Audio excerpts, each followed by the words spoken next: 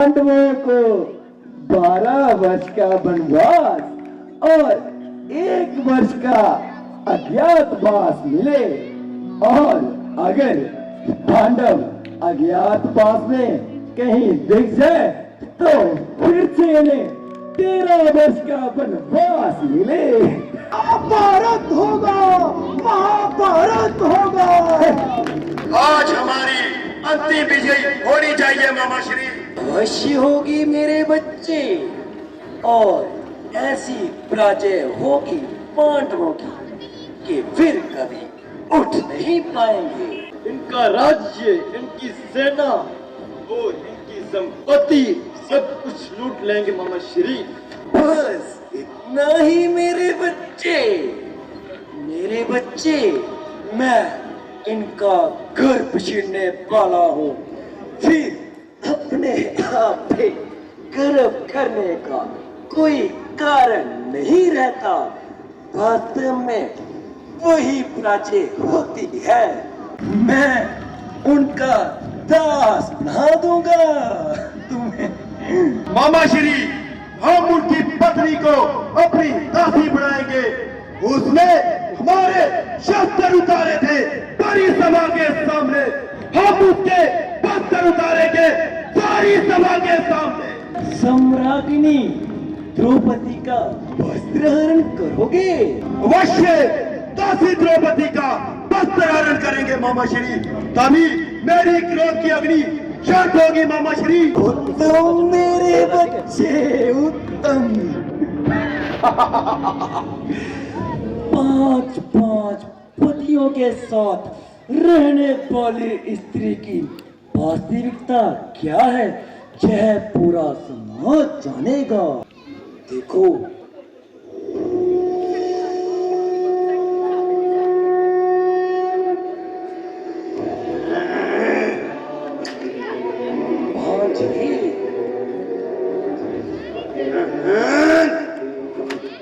भांजी, देखो, महागुरु द्रोण बता रहे हैं।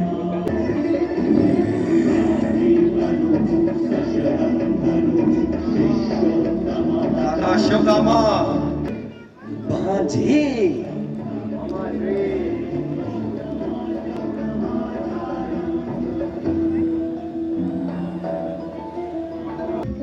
सम्राट प्रसन्न रहो। नहीं गुरु द्रोण, शिष्य कभी गुरु के प्रणाम का अधिकारी नहीं बन सकता। नदी का मूल उसके मुंह के ऊपर कैसे हो सकता है गुरुदेव? इतनी सफलता पाने के बाद तुम्हारे हृदय में अहंकार नहीं, हम प्रसन्न हुए। किंतु इतना स्मरण रहे, सफल व्यक्ति की अच्छाइयों से लोगों की ईर्ष्या कम नहीं होती। किंतु एक बात का स्मरण रहे, अगर अधर्म होते हुए देखोगे तो उसे क्षमा नहीं करोगे।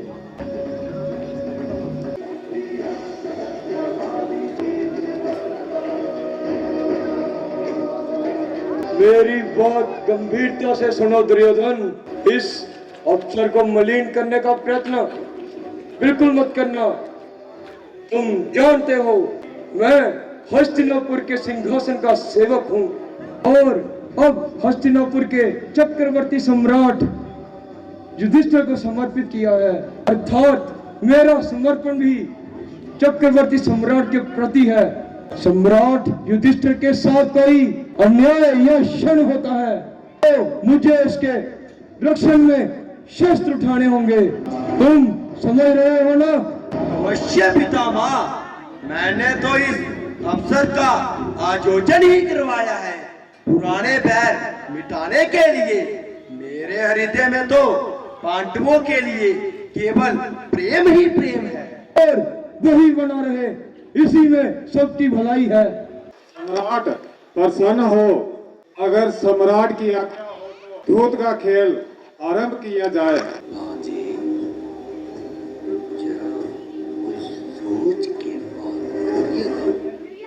बिल्कुल मामा श्री। ग्रहण कीजिए।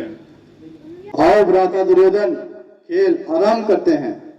प्रतिपात सम्राट, अगर सम्राट की आज्ञा हो तो मामा श्री कुछ कहना चाहते हैं?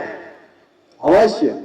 सम्राट, द्यूत के खेल को संसार में बहुत बुरा खेल माना जाता है। वैसे तो वह सारे खेल जिनके नियम स्पष्ट नहीं होते, वह सारे खेल बुरे नहीं होते। जीवन भी तो नियमों के बिना बड़ा दुखदाई होता है सम्राट। इसलिए खेल आरंभ करने से पहले नियम स्पष्ट किए जाए। बताइए मामा श्री, क्या नियम है? मैं नहीं युवराज, नियम बनाने के लिए धर्म का ज्ञान होना आवश्यक है, न्याय बुद्धि आवश्यक है और अनुभव आवश्यक है। धर्म, न्याय बुद्धि और अनुभव, इन तीनों के तनी तो केवल महामहिम है। महामहिम, अब आप इस खेल के नियम स्पष्ट कीजिए। ऐसे नियम बनाइए पितामह कि धर्म मर्यादा में रहे। तो सुनिए सर्वप्रथम सम्राट, इस संसार में अधर्म सबसे अधिक दुख स्त्रियों को होता है और सबसे अधिक अन्याय स्त्रियों को ही होता है। इसलिए जब तक ये युद्ध का खेल आरंभ है, स्त्रियां उपस्थित नहीं होंगी।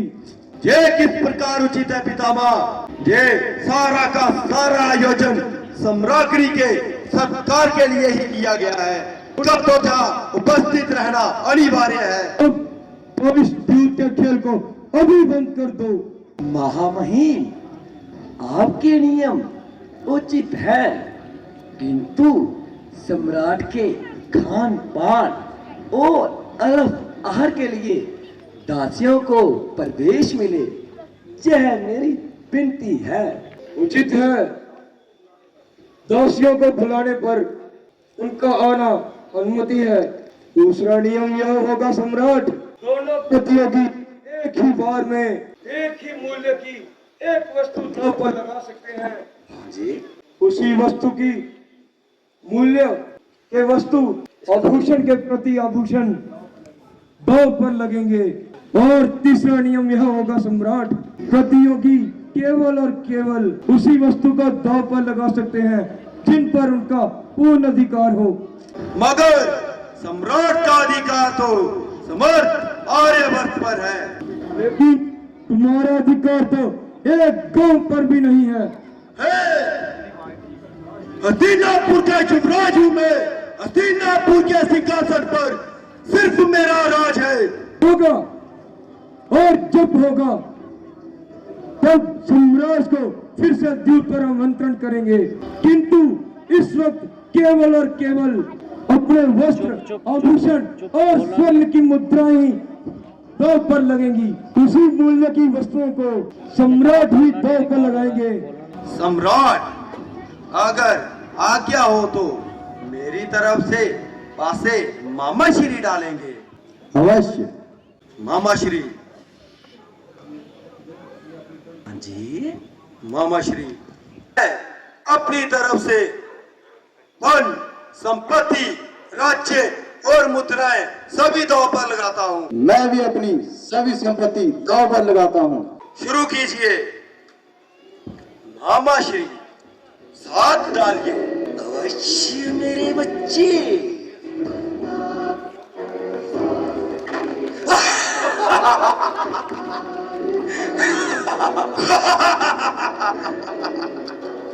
मेरे बच्चे, मैंने तुमसे कहा था, रणभूमि में लड़ने से पहले मनभूमि में लड़ा जाता है।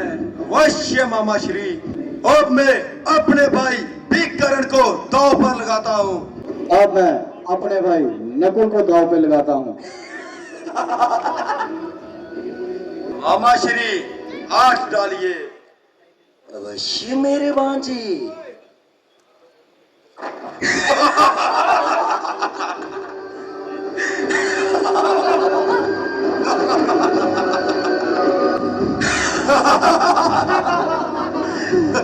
मेरे भांजे।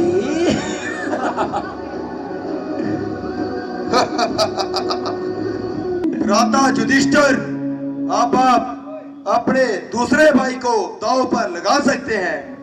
खेलिए सम्राट, खेलिए।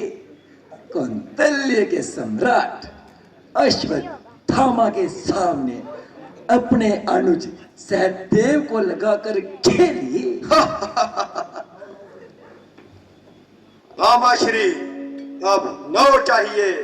अवश्य मेरे बच्चे। तीनों।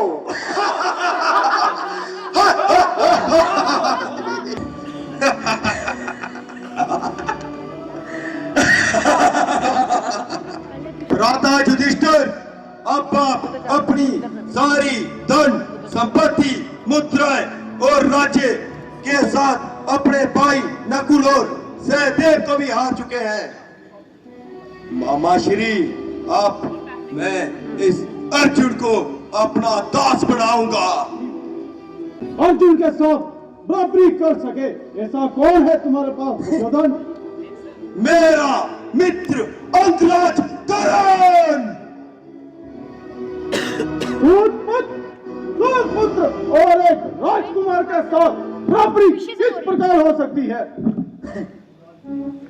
राजभीम, वो मैं सूतपुत्र, किंतु किसी भी विवाह मंडप से उसकी होने वाली पत्नी को उठा ले जाने वाला कार्य काम को राक्षस करते हैं। मित्र दुर्योधन, ऐसे दुष्टाचार्य मुझे दांव पे लगाने वाले निर्णय लिया है आपने? इसने तुम्हारा दास बनाने का निर्णय किया है मित्र करण। क्या तुम अनुमति दोगे दांव पे लगने की? अवश्य देंगे। अंगराज कर्ण ने तो अपनी आत्मा बेच दी है। मैं भ्राता की तरफ से मैं स्वयं को दांव पे लगाता हूँ। मामा श्री, 10 डालिए।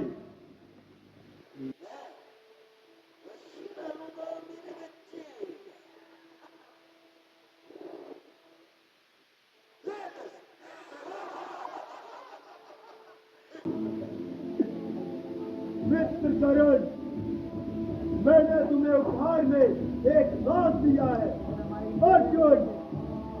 अर्जुन, वो तुम्हारा धनुष, क्या नाम है उसका? करण को दे दो, अपना धनुष करण को दे दो। अग्निदेव का प्रसाद एक दास के हाथ में शोभा नहीं देता। दे दो, करण को दे दो।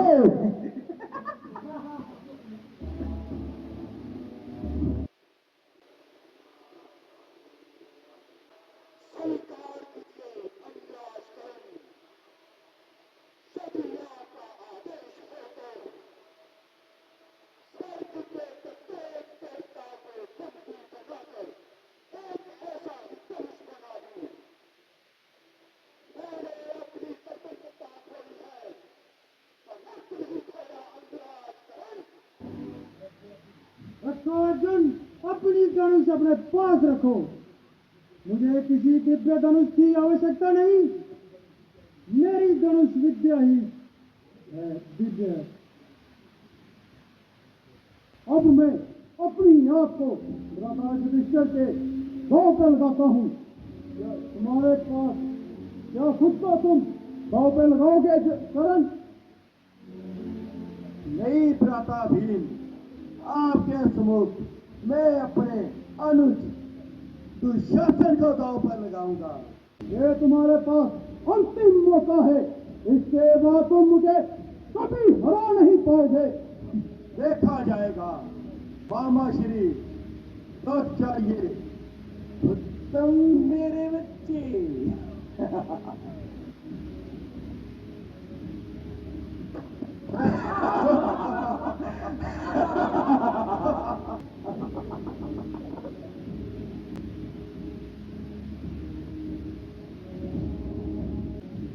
का दास बना है, परंतु मेरी ये गदा कभी किसी की दास नहीं बनेगी। हाँ, अगर आपकी आज्ञा हो तो खेल को आगे बढ़ाएं।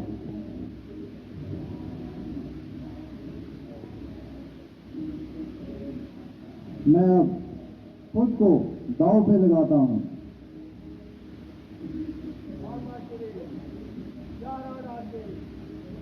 अवश्य मेरे बच्चे।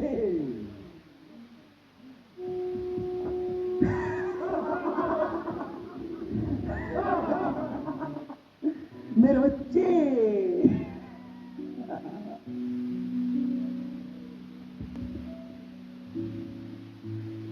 भ्राता युधिष्ठिर, आप अपनी सारी संपत्ति, राज्य, अपने भाई और खुद को भी हार चुके हैं।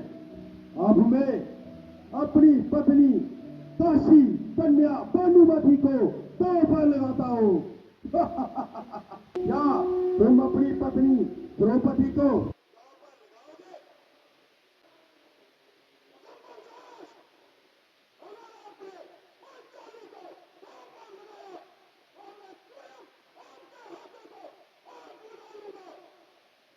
मेरे पूर्ववाद को सत्य खिदमत होने दीजिए। मैं तुम्हें आदेश देता हूँ, चलो दास युधिष्ठिर, चलो। पत्नी पर जो अधिकार है, पर धर्म अपना भी आवश्यक है। ऐसी स्त्री पर गर्व किसको हो सकता है?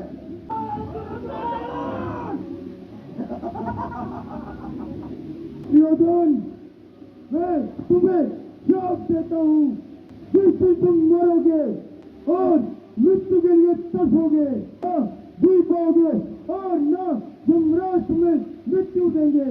और युवराज यथार्थ ही कह रहे हैं।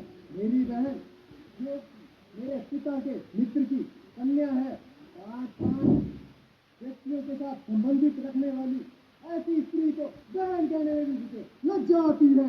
बाबा, कभी तो मेरे पुत्र नहीं होते,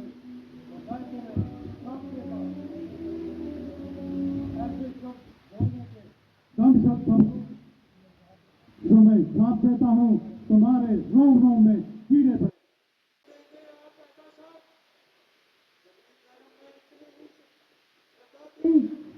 तो बंद कर दीजिए अपने पुत्र का अंग्राकरण। अपने समर्थ पर घमंड करते हो और एक भिखारी की भांति अब शब्द बोलते हो। समर्थ है, सारा ज्ञान खोकर मरोगे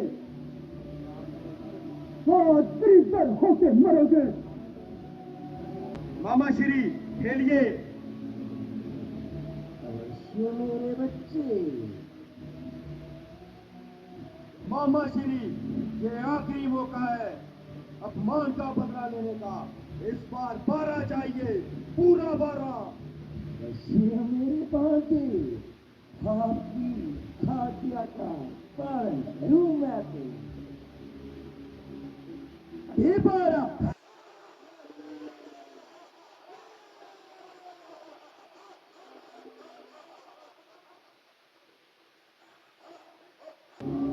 दासियों को तो राज्यसभा में आने की अनुमति है ना पितामह?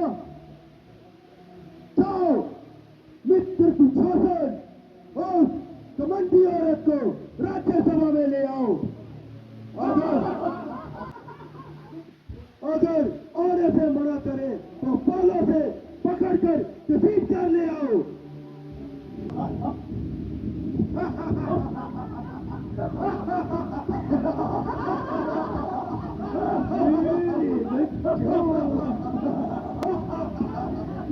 महाराज, हस्तिनापुर की इस राजसभा में क्या अपराध हो रहा है? मैं कुरुवंश की कुलवधू हूँ और मेरे साथ ऐसा घोर अपराध और मुझे इस प्रकार यहाँ लाया जा रहा है।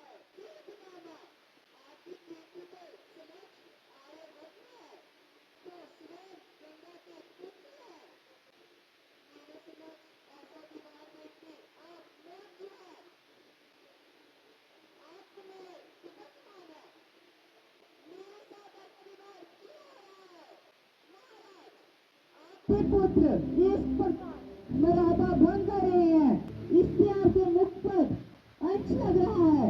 ये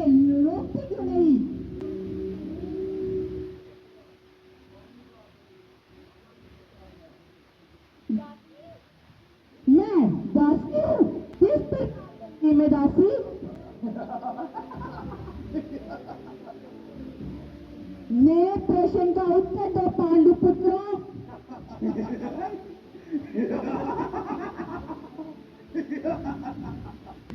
यदि वो स्वयं युद्ध में हार गए थे तो उनका मुझ पे अधिकार नहीं था, फिर किस प्रकार मैं दासी बनी? मैं सारी सभा से ये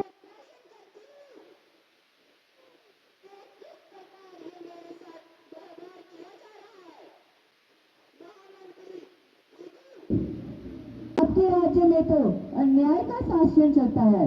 आप उत्तर दीजिए, क्या आपके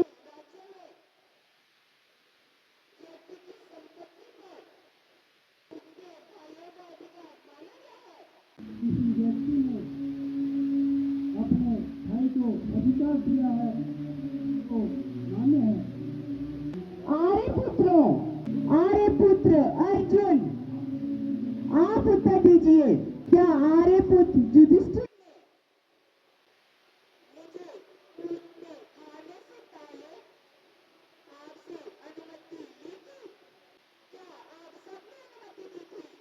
क्या आप सबने मिलकर मुझे रानी से यूं दासी बनाया है? उत्तर दीजिए।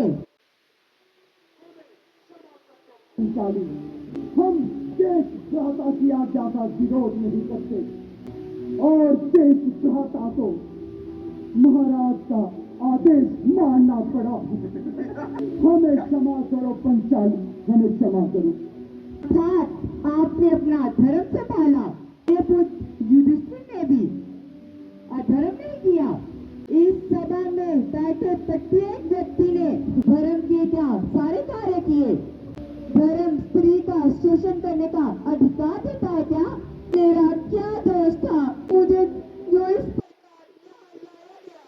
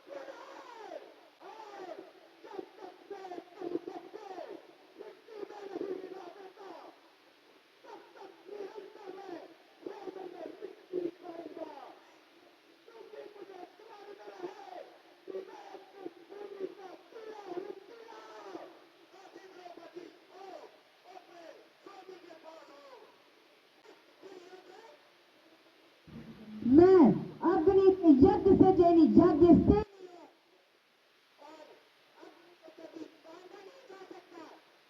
मुझे तुम दासी नहीं बना सकते। ये मुझे अधिकार नहीं, मान्य नहीं।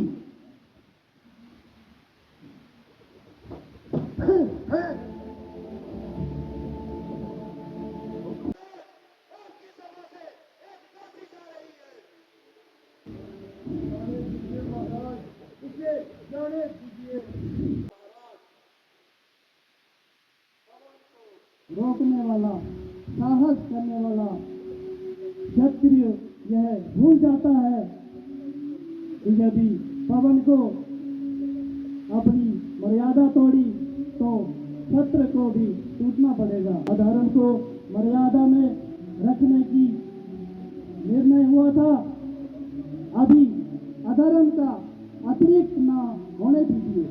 क्या इस सभा में जहर सिद्ध नहीं हुआ? द्रौपदी पर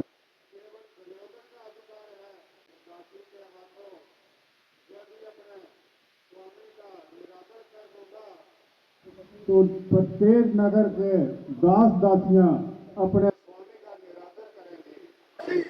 मेरा आदेश है, वापिस आओ। सुतट था मन का भाव है दुर्योधन, कोई वस्त्र नहीं जो सब कुछ चीर सके। स्वतंत्रता नहीं छीनी जा सकती, किंतु बस्तर तो छीने ले जा सकते हैं।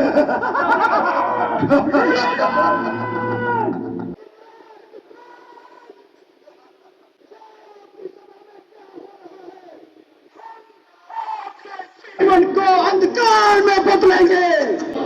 ये किस प्रकार की दुष्टता है दुर्योधन? ये हमें आज्ञा दीजिए, अस्त्र उठाने दीजिए शेष। शेष जा तो हमारे प्राण ले लीजिए, जा तो आज्ञा दे दीजिए कि इस दुर्योधन के मैं प्राण हर लूं। दुर्योधन हस्तिनापुर की राजसभा में और जैसा व्यवहार क्यों हुआ? गुरुवंश की मर्यादा का कुछ तो व्यवहार करो। महाराज, अपने हृदय के नेत्र खोलो। अपनी सभा में इतना बड़ा अधर्म मत होने दो। युवराज दुर्योधन, दासियों को क्या दंड देना चाहिए? इसका विधान है न्याय संहिता में, परंतु किसी स्त्री को निर्वस्त्र करना विषयों की किसी भी न्याय संहिता में विधान नहीं है। सभा में शस्त्र उठाने का क्या दंड होता है महामंत्री? की राजसभा में क्या हमें अन्याय मिला था? तब आप वहाँ पर ही थे महामंत्री, तब आप क्यों वहाँ पर चुप थे? योद्धा, यदि योद्धा होते तो आप रणभूमि में खड़े होते, क्यों युद्ध सभा में बैठे नहीं होते? द्रौपदी, विवाद मत करो करण। दुशासन, जाओ उतार दो इस काशी के वस्त्र, उतार दो। ठहरिए भ्राताश्री, ठहरिए। मेरी बात सुनिए। उचित और अनुचित के ज्ञान के बिना कोई भी व्यक्ति राजा नहीं बन सकता, किंतु अब तो आप सम्राट बन चुके हैं। क्या करेंगे तो प्रजा आपका विरोध करेगी।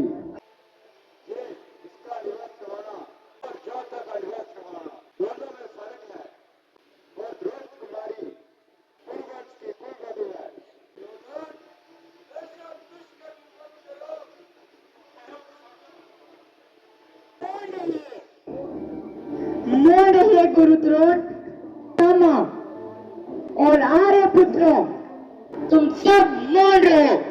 धर्म के नाम पे हो रहे अधर्म को रोकने का समर्थ नहीं है आप किसी में भी। सत्य है क्या? तो दुष्टों के कार्य को भस्म करने में हाथ जलाते। आप मेरी रक्षा तुम नहीं करोगे, मेरी रक्षा आप भगवान करेंगे। आओ दुशासन, अपनी शक्ति आजमा लो।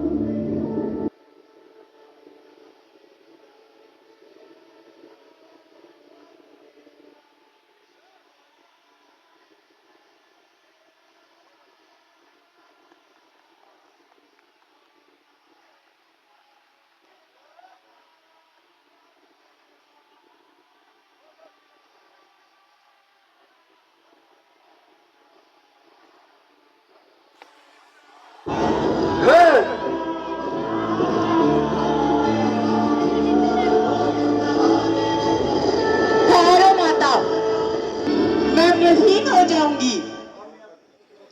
अब मैं आपकी पुत्र वधू नहीं और ना ही आपके पुत्रों की पत्नी और ना ही गुरुवंश की कुल वधू। मैं अब पतिहीन, नामहीन, वंशहीन,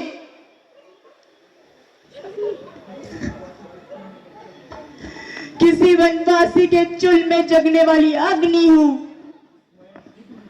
मैं शुद्ध हूं, लेकिन अशुद्धियों में वास है। मैं मनुष्य नहीं मृत्यु हूं। इस अधर्म सभा में उपस्थित सब दुष्ट व्यक्तियों की केवल और केवल मृत्यु। और मेरा श्राप है इस संपूर्ण सभा को कि अभी इसी वक्त। नहीं गंधारी, श्राप मत दो, क्षमा कर दो। मेरा श्राप ही क्षमा है माता। इन पुरुषों ने तो इस सभा में आत्महत्या ही कर दी है। क्रोध में आकर तुम इन पुरुषों जैसा कार्य मत करो। घर को स्वच्छ करने के लिए एक स्त्री ही करती है, संसार को स्वच्छ करने का कार्य भी स्त्री कर सकती है। मैं श्राप देती हूँ। ठहरो पंचाली, हमें तुम्हारे अपमान का प्रतिशोध लेने दो। पंचाली ठहरो। कैसे लेंगे आप प्रतिशोध? आप तो दास है ना, और मैं आपको अपना पति नहीं मानती। आज से मैं अपने केश कभी नहीं बांधूंगी और माथे पे चूड़ा कभी धारण नहीं करूंगी। महाराज धृतराष्ट्र, आज आपके अनु सम्राट में एक बार फिर उपकार कर दिया है। जाइए, सुख भोगिए, किंतु जब तक सुख दिखता है तब तक भूल जाते हो। स्मरण रहे, जिस दिन मेरे पुत्र आजाद होंगे उस दिन आपके सुख का अंत होगा। आपके पुत्र स्वतंत्र होंगे। और रहो मेरे बच्चे। बोलने दीजिए उसे गंधार राज, उसका घमंड बोल रहा है। सुन लो पुत्र दुर्योधन, शीघ्र में द्वारिका जाकर कृष्ण की नारायणी सेना हस्तिनापुर के द्वार पे लाऊंगी। कृष्ण बलराम से विनती करूंगी, गुरुवंश को मर्यादित करें और मेरे पुत्र को आजाद करें, किंतु कौरवों को मारे नहीं, क्योंकि ये कार्य मेरे पुत्र करेंगे। नहीं कुंती, नहीं, इतना बड़ा खंड मत दो। तुमसे क्षमा मांगता हूँ। पुत्री द्रौपदी, तुम्हारा मृत्यु जैसा वरदान चाहे मांग लो, जो कि मुझे क्षमा कर दो।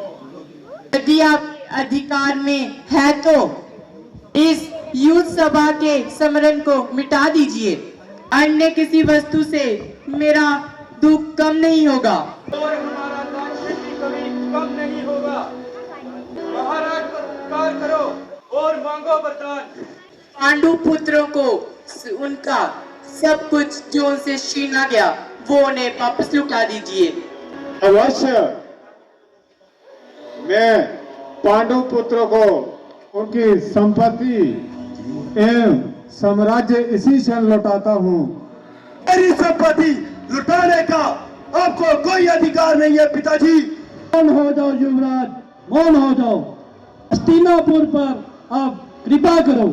मौन हो जाओ, कैसे मौन हो जाऊं? मुझे पता है ये अधर्म का खेल है। मान लेता हूँ कि ये अधर्म का खेल है। आप भी मान लीजिए कि आप सबने अपनी आंखों से देखा है ये खेल होते हुए। इतना स्मरण रहे धर्म के अनुरोध। दुर्योधन, तुझे तेरे पापों का दंड अवश्य मिलेगा।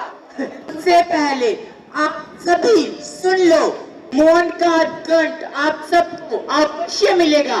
ये यज्ञ सेनी द्रौपदी का श्राप है।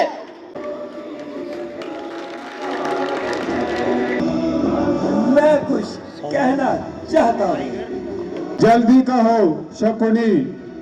महाराज, 13 वर्षों तक मेरा बच्चा दुर्योधन अपनी जीती हुई संपत्ति का अफरोज कर सकता है और पराजित होने के फलस्वरूप पांडव पुत्र 13 वर्ष वनवास में बिताएंगे।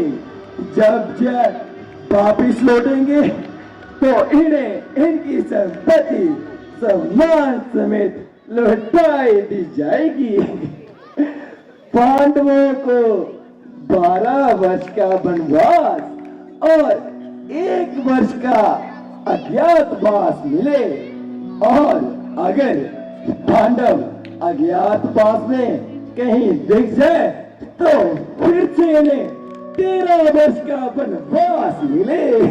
अवश्य बाबा श्री, अवश्य। मेरे बच्चे, मुझे क्षमा करना पांडव पुत्रों, किंतु परंपरा के अनुसार आप लोग खुद समय को हारे हैं। आप लोगों को अपनी पत्नी समेत अज्ञातवास जाना होगा। मेरे बच्चे, मैंने तुम्हें कहा था मैं इन्हें तुम्हारा दास बुलाऊंगा। बाबा श्री, शुक्रिया। मेरे बच्चे, जो आदेश दात्री हमें इंद्रप्रस्थी सभा से मिलने और कुछ व्यवसाय के लिए हमें इंद्रप्रस्थ जाने की आज्ञा दीजिए। आप सबका बहुत आभार। दात्री अंतिम बार आपसे आज्ञा मांग रहे हैं। 13 वर्ष बाद जब पांडुपुत्र वापिस लौटेंगे तो अपना अधिकार मांगेंगे।